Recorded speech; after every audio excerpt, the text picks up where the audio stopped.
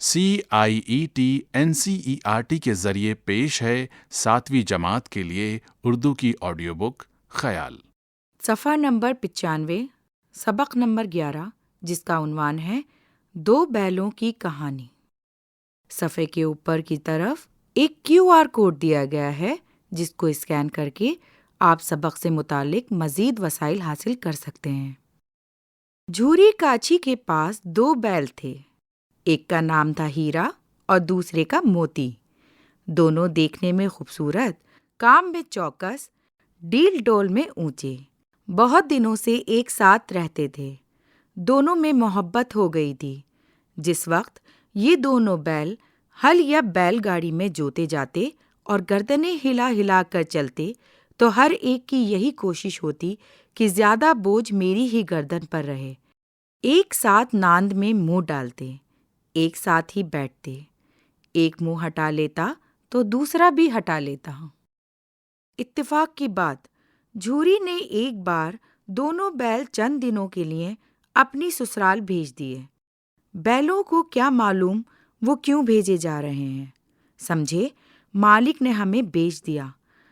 اگر ان بے زبانوں کی زبان ہوتی تو جھوری سے پوچھتے، تم نے ہم غریبوں کو کیوں نکال دیا؟ ہم نے کبھی دانے چارے کی شکایت نہیں کی، تم نے جو کچھ کھلایا سر جھکا کر کھا لیا، پھر تم نے ہمیں کیوں بیچ دیا؟ صفحے کے نیچے ایک تصویر ہے جس میں 2 بیل ہیں، جن میں سے ایک کا رنگ ہے سفید اور دوسرے کا بھورا، اور وہ چارہ کھا رہے ہیں۔ صفحہ نمبر 96، شام کے وقت دونوں بیل گیا کے گاؤں جا پہنچے۔ دن بھر کے بھوکے تھے، دونوں کا دل بھاری ہو رہا تھا۔ جسے انہوں نے اپنا گھر سمجھا تھا وہ ان سے چھوٹ گیا تھا۔ جب گاؤں میں سوتا پڑ گیا تو دونوں نے زور مار کر پگھیں توڑا لیے اور گھر کی طرف چلے۔ جھوری نے صبح اٹھ کر دیکھا تو دونوں بیل چنی میں کھڑے تھے، گھٹنوں تک پاؤں کیچڑ میں بھرے ہوئے تھے اور دونوں کی آنکھوں میں محبت کی ناراضگی جھلک رہی تھی۔ جھوری ان کو دیکھ کر محبت سے باولا ہو گیا اور دوڑ کر ان کے گلے سے لپٹ گیا۔ گھر اور گاؤں کے لڑکے جمع ہو گئے اور تالیاں بجا بجا کر ان کا خیر مقدم کرنے لگے۔ کوئی اپنے گھر سے روٹیاں لایا، کوئی گڑ اور کوئی بھوسی۔ جھوری کی بیوی نے بیلوں کو دروازے پہ دیکھا تو جل اٹھی، بولی، کیسے نمک حرام بیل ہیں، ایک دن بھی وہاں کام نہ کیا، بھاگ کھڑے ہوئے۔ جھوری اپنے بیلوں پر یہ الزام برداشت نہ کر سکا، بولا، نمک حرام کیوں ہیں؟ چارہ نہ دیا ہوگا تو کیا کرتے؟ عورت نے تنک کر کہا، بس تم بیلوں کو کھلانا جانتے ہو، اور تو سبھی پانی پلا پلا کر رکھتے ہیں۔ دوسرے دن جھوری کا سالا، جس کا نام گیا تھا، جھوری کے گھر آیا اور بیلوں کو دوبارہ لے گیا، اب کہ اس نے گاڑی میں جوتا۔ شام کو گھر پہنچ کر گیا نے دونوں کو موٹی رسیوں سے باندھا اور پھر وہی خشک بھوسا ڈال دیا۔ ہیرا اور موتی اس برتاؤ کے عادی نہ تھے۔ جھوری انہیں پھول کی چھڑی سے بھی نہ مارتا تھا۔ یہاں مار پڑی، اس پر خشک بھوسا ناند کی طرف آنکھ بھی نہ اٹھائی۔ دوسرے دن گیا نے بیلوں کو ہل میں جوتا، مگر انہوں نے پاؤں نہ اٹھایا۔ بچوں، اس صفحے پر 2 تصویریں ہیں، ایک اوپر اور ایک نیچے۔ اوپر والی تصویر میں جھوری اپنے دونوں بیلوں کو پیار کر رہا ہے اور پیچھے گاؤں والے جھوری اور بیلوں کے پیار کو دیکھ کر خوش ہو رہے ہیں۔ صفحے کے نیچے تصویر ہے جس میں جھوری کے سالے نے دونوں بیلوں کو گاڑی سے لگا رکھا ہے، جس پر بہت ساری بوریاں لدی ہوئی ہیں، اور گیا بیلوں کو ہانک رہا ہے۔ صفحہ نمبر 97، ایک مرتبہ جب اس ظالم نے ہیرا کی ناک پر ڈنڈا جمایا تو موتی غصے کے مارے آپے سے باہر ہو گیا۔ ہل لے کے بھاگا، گلے میں بڑی بڑی رسیاں نہ ہوتی تو وہ دونوں نکل گئے ہوتے۔ موتی تو بس اینٹ کر رہ گیا۔ گیا آ پہنچا اور دونوں کو پکڑ کر لے چلا۔ آج دونوں کے سامنے پھر وہی خشک بھوسا لایا گیا۔ دونوں چپ چاپ کھڑے رہے۔ اس وقت ایک چھوٹی سی لڑکی 2 روٹیاں لیے نکلی اور دونوں کے منہ میں ایک ایک روٹی دے کر چلی گئی۔ لڑکی گیا کی تھی، اس کی ماں مر چکی تھی۔ سوتیلی ماں اسے مارتی رہتی تھی۔ ان بیلوں سے اسے ہمدردی ہو گئی۔ دونوں دن بھر جوتے جاتے، الٹے ڈنڈے کھاتے، شام کو تھان پر باندھ دیے جاتے اور رات کو وہی لڑکی انہیں ایک ایک روٹی دے جاتی۔ ایک بار رات کو جب لڑکی روٹی دے کر چلی گئی تو دونوں رسیاں چبانے لگے، لیکن موٹی رسی منہ میں نہ آتی تھی۔ بیچارے زور لگا کر رہ جاتے۔ اتنے میں گھر کا دروازہ کھلا اور وہی لڑکی نکلی۔ دونوں سر جھکا کر اس کا ہاتھ چاٹنے لگے۔ اس نے ان کی پیشانی سہلائی اور بولی، کھول دیتی ہوں، بھاگ جاؤ، نہیں تو یہ لوگ تمہیں مار ڈالیں گے۔ آج گھر میں مشورہ ہو رہا ہے کہ تمہاری ناک میں ناک ڈال دی جائے۔ اس نے رسے کھول دیے اور پھر خود ہی چلائی، او دادا، او دادا، دونوں پھوپا والے بیل بھاگے جا رہے ہیں، دوڑو دوڑو۔ گیا گھبرا کر باہر نکلا۔ اس نے بیلوں کا پیچھا کیا، وہ اور بھی تیز ہو گئے۔ گیا نے جب ان کو ہاتھ سے نکلتے دیکھا تو گاؤں کے کچھ اور آدمیوں کے ساتھ لینے کے لیے لوٹا۔ پھر کیا تھا، دونوں بیلوں کو بھاگنے کا موقع مل گیا۔ سیدھے دوڑے چلے گئے، راستے کا خیال بھی نہ رہا، بہت دور نکل گئے۔ جب دونوں ایک کھیت کے کنارے کھڑے ہو کر سوچنے لگے کہ اب کیا کرنا چاہیے، دونوں بھوک سے بے حال ہو رہے تھے۔ کھیت میں مٹر کھڑی تھی، چڑھنے لگے۔ جب پیٹ بھر گیا تو دونوں اچھلنے کودنے لگے۔ دیکھتے کیا ہیں کہ ایک موٹا تازہ سانڈ جھومتا چلا آ رہا ہے۔ اسی صفحے کے نیچے ایک تصویر ہے جس میں دونوں بیل رسی توڑ کر بھاگ رہے ہیں اور دو لوگ ان کا پیچھا کر رہے ہیں۔ اس کے علاوہ تصویر میں کچھ گھر اور کچھ پیڑ بھی ہیں۔ صفحہ نمبر 98۔ دونوں دوست جان ہتھیلیوں پر لے کر آگے بڑھے۔ جوں ہی ہیرا پر جھپٹا، موتی نے پیچھے سے ہلہ بول دیا۔ سانڈ اس کی طرف مڑا تو ہیرا نے دھکیلنا شروع کر دیا۔ سانڈ غصے سے پیچھے مڑا تو ہیرا نے دوسرے پہلو میں سینگ رکھ دیے۔ بیچارہ زخمی ہو کر بھاگا۔ دونوں نے دور تک تعاقب کیا۔ جب سانڈ بے دم ہو کر گر پڑا تب جا کر دونوں نے اس کا پیچھا چھوڑا۔ دونوں بیل فتح کے نشے میں جھومتے چلے جا رہے تھے۔ پھر مٹر کے کھیت میں گھس گئے۔ ابھی 2-4 ہی منہ مارے تھے کہ وہ آدمی لاٹھی لے کر آ گئے اور دونوں بیلوں کو گھیر لیا۔ دوسرے دن دونوں دوست کانجی ہاؤس میں بند تھے۔ ان کی زندگی میں پہلا موقع تھا کہ کھانے کو تنکا بھی نہ ملا۔ وہاں کئی بھینسیں تھیں، کئی بکریاں، گھوڑے اور گدھے تھے، مگر چارہ کسی کے سامنے نہ تھا۔ سب زمین پر مردے کی طرح پڑے تھے۔ رات کو جب کھانا نہ ملا تو ہیرا بولا، مجھے تو معلوم ہوتا ہے کہ جان نکل رہی ہے۔ موتی نے کہا، تم اتنی جلدی ہمت نہ ہارو، بھائی، یہاں سے بھاگنے کا کوئی طریقہ سوچو۔ باڑی کی دیوار کچی تھی۔ ہیرا نے اپنے نوکیلے سینگ دیوار میں گاڑ کر سوراخ کیا اور پھر دوڑ دوڑ کر دیوار سے ٹکریں ماریں۔ ٹکروں کی آواز سن کر کانجی ہاؤس کا چوکیدار لالٹین لے کر نکلا۔ اس نے جو یہ رنگ دیکھا تو دونوں کو کئی ڈنڈے رسید کیے اور موٹی رسی سے باندھ دیا۔ ہیرا اور موتی نے پھر بھی ہمت نہ ہاری۔ پھر اسی طرح دیوار میں سینگ لگا کر زور کرنے لگے۔ آخر دیوار کا کچھ حصہ گر گیا۔ دیوار کا گرنا تھا کہ جانور اٹھ کھڑے ہوئے۔ گھوڑے، بھیڑ، بکریاں، بھینسیں سب بھاگ نکلے۔ ہیرا موتی رہ گئے۔ صبح ہوتے ہوتے منشیوں، چوکیداروں اور دوسرے ملازمین میں کھلبلی مچ گئی۔ اس کے بعد ان کی خوب مرمت ہوئی۔ اب اور موٹی رسی سے باندھ دیا گیا۔ 1 ہفتے تک دونوں بیل وہاں بندھے پڑے رہے۔ خدا جانے کانجی ہاؤس کے آدمی کتنے بے درد تھے۔ کسی نے بیچاروں کو ایک تنکا بھی نہ دیا۔ ایک مرتبہ پانی دکھا دیتے تھے، یہ ان کی خوراک تھی۔ دونوں کمزور ہو گئے، ہڈیاں نکل آئیں۔ ایک دن باڑے کے سامنے ڈگڈگی بجنے لگی اور دوپہر ہوتے ہوتے 40-50 آدمی جمع ہو گئے۔ تب دونوں بیل نکالے گئے۔ لوگ آ کر ان کی صورت دیکھتے اور چلے جاتے۔ اس صفحے کے نیچے کی جانب ایک تصویر ہے۔ تصویر میں کانجی ہاؤس کا منظر ہے جس میں دیوار ٹوٹی ہوئی ہے اور سارے جانور جیسے گھوڑا، بھینس، بکری، گدھا وغیرہ بھاگ رہے ہیں جبکہ دونوں بیل رسی سے بندھے ہوئے ہیں۔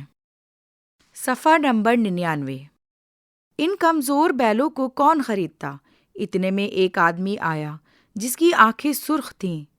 وہ منشی جی سے باتیں کرنے لگا۔ اس کی شکل دیکھ کر دونوں بیل کانپ اٹھے۔ نیلام ہو جانے کے بعد دونوں بیل اس آدمی کے ساتھ چلے۔ اچانک انہیں ایسا معلوم ہوا کہ یہ رستہ دیکھا ہوا ہے۔ ہاں، ادھر ہی سے تو گیا، ان کو اپنے گاؤں لے گیا تھا۔ وہی کھیت، وہی باغ، وہی گاؤں۔ اب ان کی رفتار تیز ہونے لگی۔ ساری تھکان، ساری کمزوری، ساری مایوسی رفع ہو گئی۔ ارے، یہ تو اپنا کھیت آ گیا، یہ اپنا کنواں ہے جہاں ہر روز پانی پیا کرتے تھے۔ دونوں مست ہو کر کلیلیں کرتے ہوئے گھر کی طرف دوڑے اور اپنے تھان پر جا کر کھڑے ہو گئے۔ وہ آدمی بھی پیچھے پیچھے دوڑا آیا۔ جھوری دروازے پر بیٹھا دھوپ کھا رہا تھا۔ بیلوں کو دیکھتے ہی دوڑا اور انہیں پیار کرنے لگا۔ بیلوں کی آنکھوں سے آنسو بہنے لگے۔ اس آدمی نے آ کر بیلوں کی رسیاں پکڑ لیں۔ جھوری نے کہا کہ یہ بیل میرے ہیں۔ تمہارے کیسے ہیں؟ میں نے انہیں نیلام میں لیا ہے۔ وہ آدمی زبردستی بیلوں کو لے جانے کے لیے آگے بڑھا۔ اسی وقت موتی نے سینگ چلایا۔ وہ آدمی پیچھے ہٹا۔ موتی نے تعقب کیا اور اسے کھدیڑتا ہوا گاؤں کے باہر تک لے گیا۔ گاؤں والے یہ تماشا دیکھتے تھے اور ہنستے تھے۔ جب وہ آدمی ہار کر چلا گیا تو موتی اکڑتا ہوا لوٹ آیا۔ ذرا سی دیر میں نان میں کھلی، بھوسا، چوکر، دانا سب بھر دیا گیا۔ دونوں بیل کھانے لگے۔ جھوری کھڑا ان کی طرف دیکھتا رہا اور خوش ہوتا رہا۔ 20 لڑکے تماشا دیکھ رہے تھے۔ سارا گاؤں مسکراتا ہوا معلوم ہوتا تھا۔ اسی وقت مالکن نے آ کر اپنے دونوں بیلوں کے ماتھے چوم لیے۔ اس کہانی کے مصنف ہیں منشی پریم چند۔ اسی صفحے کے نیچے ایک تصویر ہے۔ اس میں دونوں بیلوں کی واپسی کا منظر ہے، جس میں جھوری کا خاندان موجود ہے جو بیلوں کے آنے سے بہت خوش ہے۔ جھوری کی بیوی دونوں بیلوں کو پیار کر رہی ہے اور دونوں بیلوں کی آنکھوں میں خوشی کے آنسو بہہ رہے ہیں۔ صفحہ نمبر 100۔ لفظ و معنی۔ ناند، مویشیوں کے چارہ کھانے کا برتن۔ چرنی، یعنی وہ جگہ جہاں مویشی کھڑے ہو کر چارہ کھاتے ہیں۔ تنکر، یعنی چڑھ کر۔ تھان، جس کے معنی ہوتے ہیں بیل باندھنے کی جگہ۔ تعقب، یعنی پیچھا کرنا۔ کانجی ہاؤس کا مطلب ہوتا ہے وہ سرکاری جگہ جہاں لاوارث جانور رکھے جاتے ہیں۔ باڑہ، مطلب جانوروں کے باندھنے کی جگہ۔ رفع کرنا، یعنی دور کرنا۔ کلیلیں، یعنی اچھل کود کرنا۔ غور کیجیے۔ نمبر 1، منشی پریم چند کی اس کہانی میں 2 بیلوں ہیرا اور موتی کے ذریعے یہ ظاہر کیا گیا ہے کہ اتحاد میں بڑی طاقت ہے۔ دونوں بیل ہر مصیبت کا سامنا مل جل کر کرتے ہیں اور آخر میں انہیں کامیابی حاصل ہوتی ہے۔ نمبر 2، جانوروں کے ساتھ محبت کا سلوک کیا جائے تو وہ وفاداری کی اچھی مثال ثابت ہوتے ہیں۔ سوچئے اور بتائیے۔ نمبر 1، ہل اور گاڑی میں جوتے جانے کے بعد بیلوں کی کیا کوشش تھی؟ نمبر 2، کانجی ہاؤس میں جانوروں کی کیا حالت تھی؟ نمبر 3، دونوں بیل بھاگ کر واپس کیوں آ گئے؟ نمبر 4، بیلوں کی ساری تھکان، کمزوری اور مایوسی کب اور کیوں دور ہو گئی؟ صفحہ نمبر 101۔ بچوں، یہاں دیے گئے جانوروں اور ان کے کاموں کا جوڑ ملائیے، جیسے گائے، بھیڑ، بیل، کتا، گھوڑا، خچر۔ ان جانوروں کے نام کے سامنے ہی ان کے کام لکھے ہیں، جیسے بوجھ اٹھانا، سواری، دودھ، اون، کھیت جوتنا اور رکھوالی۔ اب آپ کو ان جانوروں کو ان کے کام سے ملانا ہے۔ اسی کے سامنے ایک تصویر ہے جس میں ہیرا اور موتی دونوں کھڑے ہیں۔ پڑھیے، سمجھیے اور لکھیے۔ بچوں، آپ اسم خاص اور اسم عام کے بارے میں پڑھ چکے ہیں۔ اسم عام کی ایک قسم اسم ظرف ہے۔ مثال کے طور پر کانجی ہاؤس، چڑھنی، کھیت، شام اور رات وغیرہ۔ وہ لفظ جو کسی جگہ یا وقت کو ظاہر کرے اسے اسم ظرف کہتے ہیں۔ اسم ظرف سے متعلق 5 الفاظ لکھیے اور انہیں جملوں میں استعمال کیجیے۔ یہ کام کرنے کے لیے نیچے خالی جگہ دی گئی ہے۔ بچوں، سبق میں ہل کا ذکر آیا ہے۔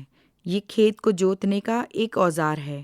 وہ لفظ جو کسی ہتھیار، اوزار یا آلے کا نام ظاہر کرے اسے اسم آلہ کہتے ہیں، جیسے قلم، ہتھوڑا، چھینی، کنگھا اور ہل وغیرہ۔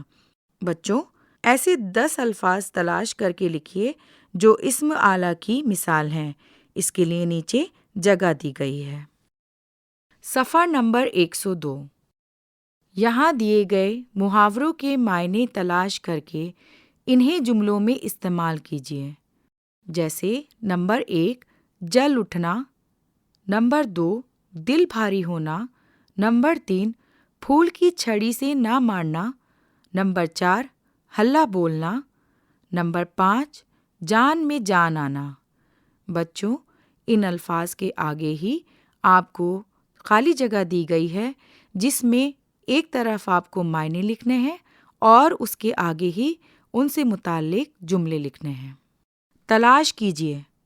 بچوں، آپ پڑھ چکے ہیں کہ بعض موقعوں پر کئی لفظوں میں کہی جانے والی بات کو ایک لفظ میں پیش کیا جاتا ہے۔